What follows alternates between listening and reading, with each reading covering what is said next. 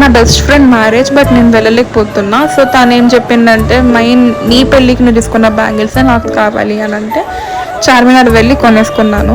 2000 rupees ఏమో పడింది. తర్వాత ఎలాగో చార్మినార్ వెళ్ళినా కాబట్టి నేను కొంచెం స్ట్రీట్ షాపింగ్ చేసిన అండ్ నిమ్రాలో చాయ్ కబాబ్స్ తినేసి రిటర్న్ వచ్చినాం. రిటర్న్ వస్తుంటే నాకు సెక్రటేరియట్ కనిపించింది అండ్ లుంబిని పార్క్ కనిపించింది. నాకు ఎందుకో బోటింగ్ చేయాలని ఉండే, ఎందుకంటే వెదర్ బాగుండే. చార్మినార్లో చాలా రష్ ఉండే, సఫికేటెడ్గా ఉండే, వర్షం పడి మొత్తం బుడద.